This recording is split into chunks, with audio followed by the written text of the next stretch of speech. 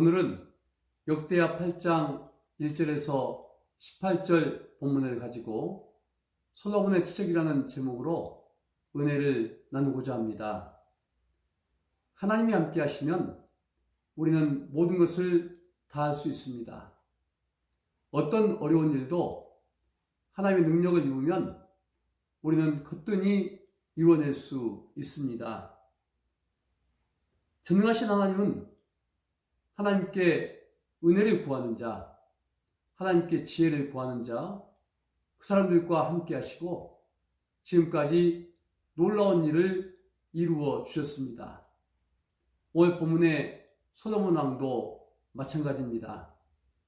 이스라엘 역사상 가장 위대한 왕국을 이루었고 가장 큰 번영을 일군 솔로몬의 치적도 솔로몬의 능력이 아닌 하나님께서 주신 지혜와 권능의 결과입니다.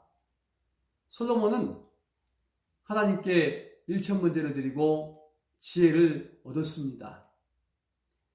솔로몬이 얻은 지혜는 솔로몬이 통치행위를 하는 기간에 큰 결과로 나타났습니다. 정치, 경제, 신앙의 전 분야에 걸쳐서 가히 어떤 사람도 따라할 수 없는 놀라운 결과를 만들어낸 거지요. 솔로몬은 정치적으로 큰 업적을 남겼습니다. 왕궁을 짓고 성전을 건축하고 여러 지방의 성읍들을 건축해서 국방을 튼튼히 해냈고 또한 국고성을 건축했습니다. 이스라엘이 쫓아내지 못한 가나안 백성들을 건축을 하는데 노예로 활용함으로 이방인을 효과적으로 잘 활용했습니다. 또한 솔로몬은 하나님이 주신 지혜 가운데 신앙적으로도 큰 치적을 남겼습니다. 다윗이 이루어놓은 제사장 제도, 이것을 그대로 이어받아서 영적인 체계를 올바로 세웠습니다. 또한 성전에서 절기에 따라서 예배를 질서 있게 하나님께 올려드리므로 이스라엘의 성전 예배를 정착시켰습니다. 이뿐만이 아니라 솔로몬은 경제적으로도 큰 업적을 만들어 놓았습니다. 하나님 주신 지혜로 솔로몬은 해상무역에 큰 업적을 발휘했습니다. 해상무역을 통해서 이스라엘의 경제적인 번영을 일구어 냈습니다.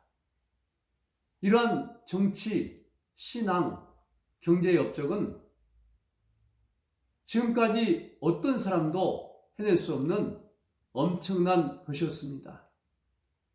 가히 인간이 할 수 없을 정도의 위대한 결과를 솔로몬은 만들어냈습니다. 솔로몬이 어떻게 이러한 놀라운 결과를 만들었을까요? 하나님 주신 지혜입니다. 오늘날 우리도 마찬가지입니다. 교회와 또 성도의 가정과 우리 개인의 모든 문제도 힘들고 어려운 문제에 봉착할 수 있습니다.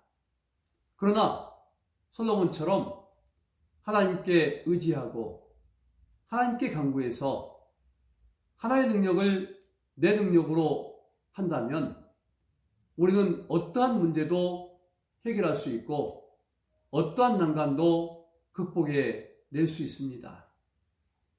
오늘도 하루가 시작되었습니다. 여러분은 어떤 일을 앞두고 계십니까? 솔로몬처럼 하나님의 지혜를 구하십시오.